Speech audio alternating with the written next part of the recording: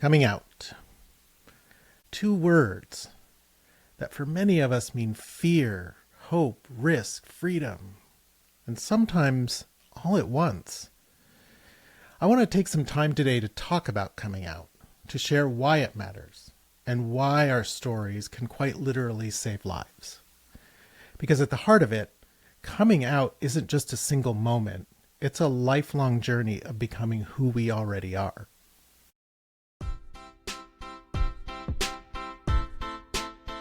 Welcome back to Friends, Loves, and Life with me, David Begor.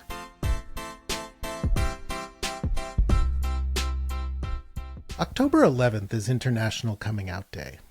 It's a day that honors courage, visibility, and the simple but powerful act of saying, "This is me."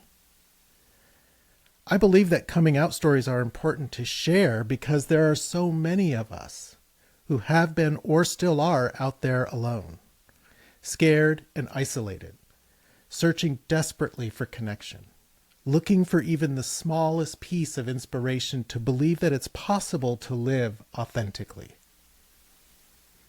When you or any of us share our stories, it opens a door.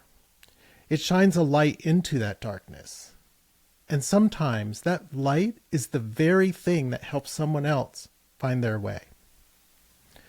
Coming out is never easy, but every time we choose truth, we choose life for ourselves and for others. For some, coming out is a single unforgettable moment. For others, it happens again and again across a lifetime at work, with family, in new friendships, even with ourselves. It can be scary, but I believe it is also liberating. No matter how it unfolds, coming out is an act of telling your truth. Truth changes everything. When I think about my own coming out, I remember the questions that ran through my mind. Will I still be loved? Will I still belong? Will I still have my friends? Will my whole world fall apart? Or finally, will everything make sense? If you've ever asked yourself these questions, you're not alone. Every queer person I've spoken with for this show has wrestled with them too. I was 18 when I came out to my parents. It was a typical family moment on the surface. I was arguing with my mother about me coming home late. Now, I can't remember the details and everything that was said, except for 3 little words. Are you gay? And I can still picture her sitting there with my father beside her. And I said, yes. Yes, I am. All of that anxiety and years of holding all that in came rushing out of me. And I started to cry and I ran into the kitchen. My father got up and followed me. My father got up and followed me. He hugged me and he told me he loved me and that it didn't matter, that I was his son. Even now at 62, that memory makes me tear up, and I can still feel the relief when he embraced me and he said, "I love you." Now, I know this is not the outcome for many when they come out. Some stories are heartbreaking, but you will find your family, people who will love you just for being you. Trust yourself. Allow yourself the freedom to discover all that you are. I've been honored to sit across from people who've trusted me with their stories. Each one of them in their own way has shared something about coming out. And together, those stories create a mosaic. The fear, the risk, the joy, the humor, the freedom, and the ongoing nature of living out loud. Coming out isn't just a personal milestone, it's an act of resistance. It is an act of love. It pushes back against shame and it opens doors for those who come after us. It reminds the world that we exist and that we deserve to thrive. So today, in honor of International Coming Out Day, we're revisiting some of those voices. You'll hear moments of vulnerability and resilience and joy. You'll hear from people who've walked this path. And maybe if you're in that place of waiting, you'll hear something that gives you hope. So let's start with a simple question, and one I've asked in many conversations. When did you first know that it was time to come out?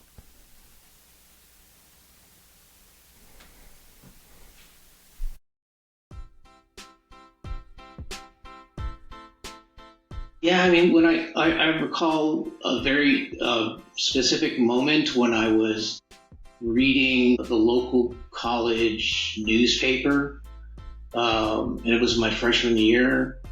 And there was an article that was in the newspaper about being gay and a local gay bar and this was in Tucson, Arizona, in the Tucson area. And when I read that article, and I thought to myself, oh my God, this is me.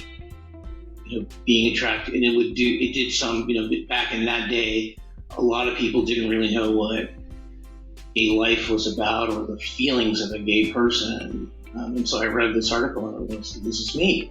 This is who I am. And it started to make sense.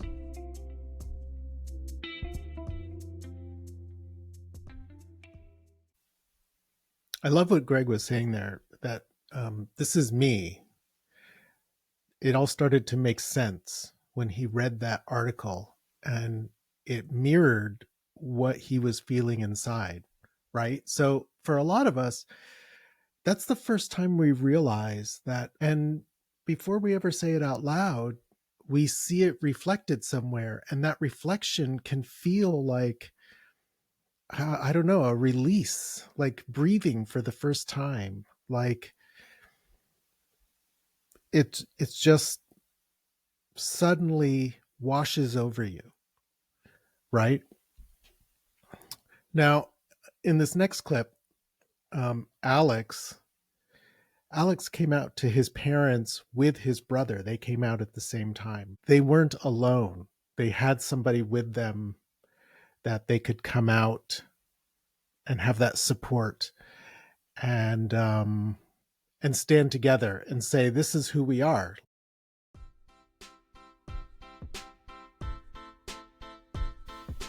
I came out when I was probably in high school. Both me and my brother are gay, and we actually came out to our parents at the same time, which is a big deal for our parents. But they took it. They took it as well as can be expected. I think all parents know to some degree, so they took it well. So it was way back in high school when I came out. And back then it was just, you were going through all your high school things about trying to identify with your peer group and which peer Sure. group am I going to be with. The gay stuff happened later, because it had turned out all of my peer group was gay in high school. So it was a big deal coming out to them. And actually meeting some older friends from high school years later at a reunion, even more of them were gay who I didn't know were gay back then. So basically all the men I knew in high school were almost all of them were gay. So that was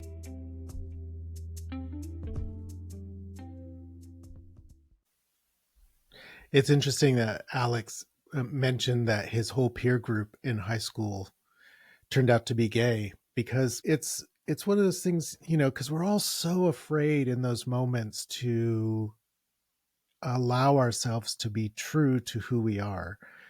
And we don't know that other people are going through the same thing. And that was a perfect example. What Alex expressed there was that his whole peer group, which he didn't know at the time, his friends that he hung out with, all were going through the same thing.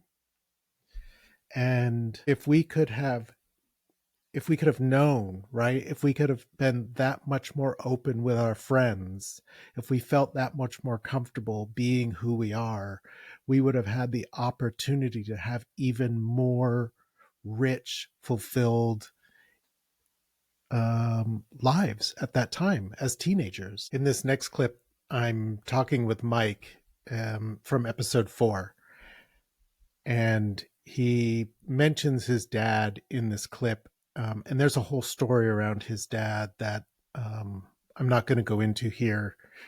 And it's pretty intense. And if you want to hear more about it, you can go back to episode 4 and listen to that. But here Mike is talking about coming out to his sisters and his mom and how it came about, because he was hanging out with his friend Jeffrey, and his mom and his sister got curious as to what was going on there. And yeah, so take a listen to this, and then I'll see you on the other side.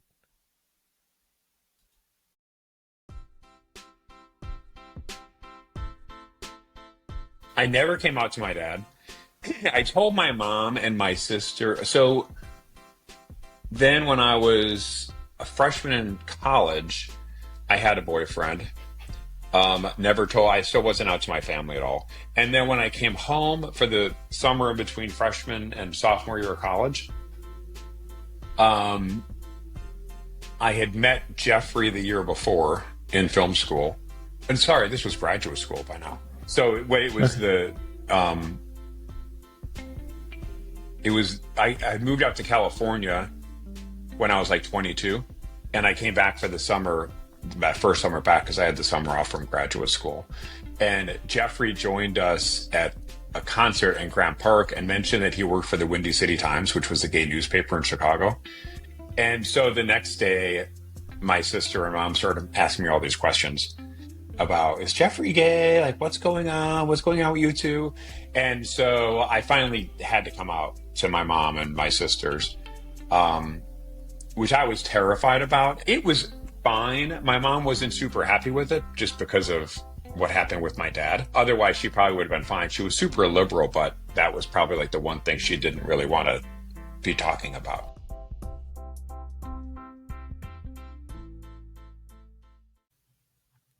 You know, I've known Mike for over 20 years. Mike and Rich. Rich is his husband, who you'll hear in the next clip. And I've met his sisters, who are amazing, amazing people. And so, you know, for Mike, I think for him, it was this, once he came out to his sisters and his mom, I'm sure there was this massive relief, but he also ended up having the support of his family. His family stood by him. And in this next clip with Rich, you'll hear what that means when your family stands up for you, even against your own parents. So yeah, here's Rich talking about his coming out.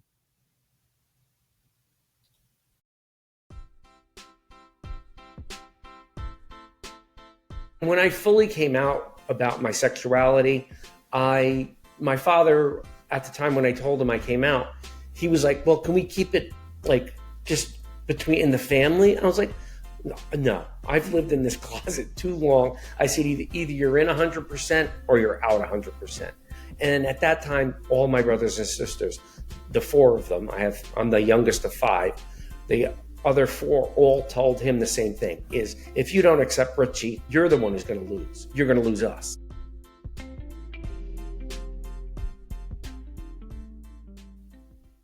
I just love that Rich's brothers and sisters straight up said, you know what? You're going to lose us.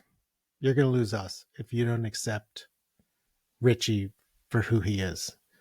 I mean, I just thought that was just so beautiful. I just thought it was really cool. You know, it's not just, so when you come out, it's not just about you, even though it feels like it's all about you, right? But it is about the people that love you and who want to be there for you, and asking them to step up for you, which is what we need to do, which was why we need to be there for the people who have not come out yet. We need to show them that we are here, that we will be there for you. And sorry, I'm getting a little something. Yeah, we need to show that, yes, it may be difficult. There may be times when coming out is hard and painful, but we are here for you, and we will stand shoulder to shoulder with you. And when you have that support, when you finally realize who you are and you surround yourself with people who love you just for who you are, there is nothing like it. And for example, in this next clip, I'm going to share from Stephen, where he's going to his first gay pride, and what he feels when he arrives. And yeah, listen to this.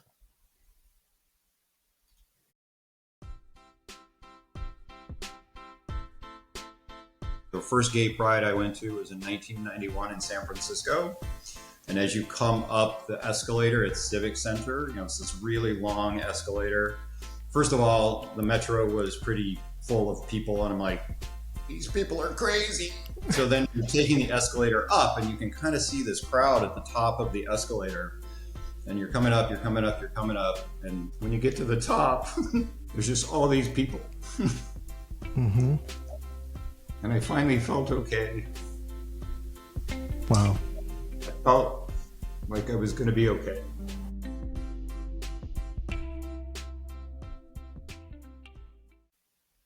That's an amazing moment.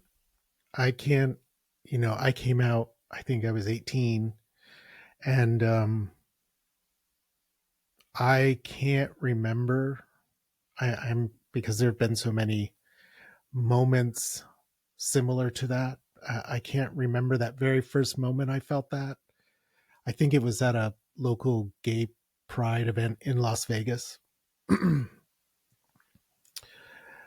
But that feeling of riding up that escalator, the way he describes it, riding up that escalator and walking into the event and suddenly feeling like home.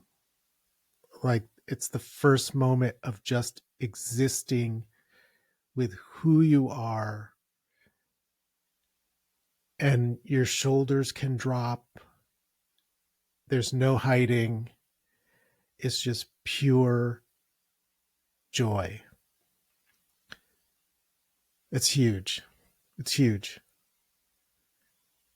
And there are many moments throughout your life when you come out multiple times that you feel that. It may not be as intense or as powerful as that first time you feel it, but there are moments throughout your life where when you come out again and again and again, that you feel that I've arrived, I'm home. That moment. There's this quote that I keep coming back to. It's from activist Alexander Leon. You've probably heard it. It goes like this. Queer people don't grow up as ourselves. We grow up playing a version of ourselves that sacrifices authenticity to minimize humiliation and prejudice. The massive task of our adult lives is to unpick which parts of ourselves are truly us and which parts we've created to protect us. Whew. That gets me every time. Every time I fucking read that that quote, it gets me every time because it's so fucking true. That we hide so much of ourselves just to stay safe, just to feel okay. And we take all that shame and we feel like that we aren't brave because we're doing that. But the fact is, we are brave. We are brave because we're brave enough to start peeling back those layers, even if it's just one day at a time, one little tiny layer at a time. We peel them off and we build a new life and we reveal more of ourselves. And the closer we get to who we really are, the better our lives become.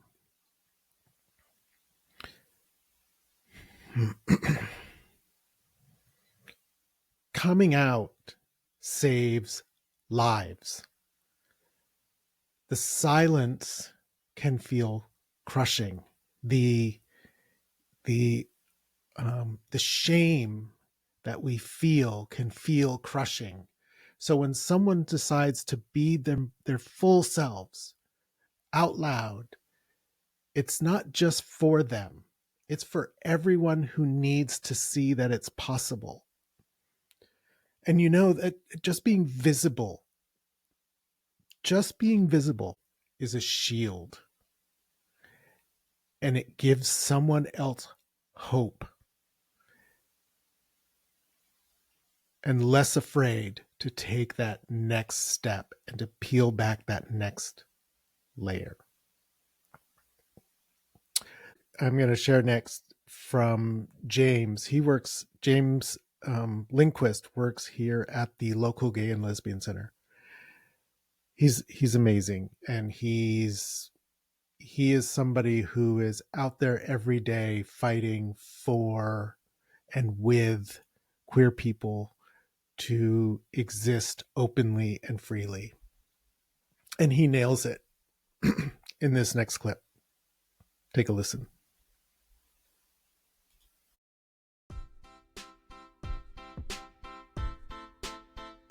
I was growing up in a community where everybody had parents, and I went to school and I was the kid made fun of because I didn't have parents. And even growing up in a high school when I got to a foster home to explain I had, foster parents, to know that it sucks right now, but, and I hate to quote the website, but, it does get better. And I wish I would have been my authentic self sooner and not afraid to be that. Yeah, same. I wish I had been my authentic self at a much younger age. I would have felt comfortable reaching out to people. Yeah. And say, hey, I don't get this. I need help. I need to find somebody to connect to, because I took that as actually being less than and being insecure, and that's like a fault, as if there was a character defect to myself.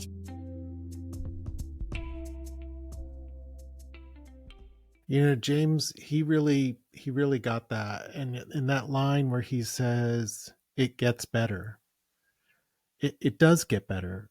And there are people out there waiting for you to love you just for being you, for being your authentic self.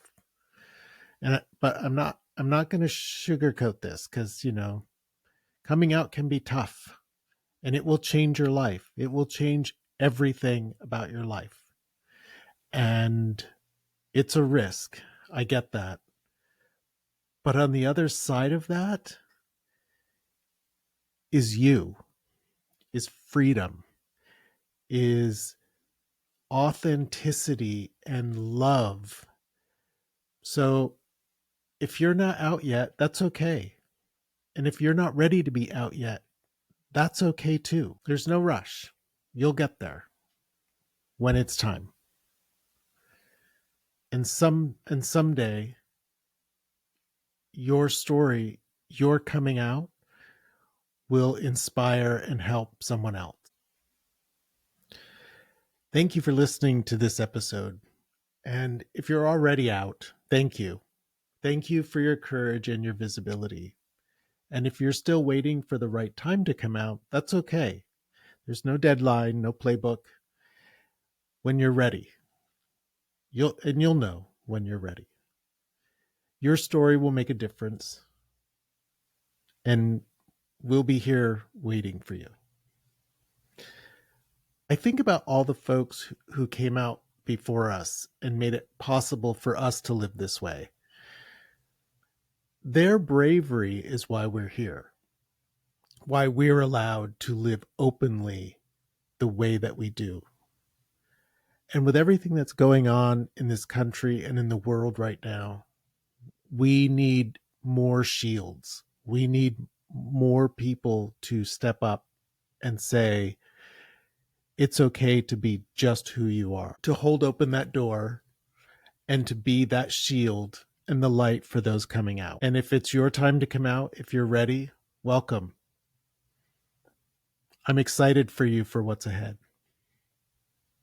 Thank you for listening to this episode of A Queer Point of View, Friends, Loves, and Life. You can find me on Substack, YouTube, and Blue Sky, all at David Begor. DM me some questions, send me some ideas, or just say hi. If you have a moment, please leave a review wherever you listen to podcasts. I'm David Begor. Until next time, be bold, be free, and most of all, be you.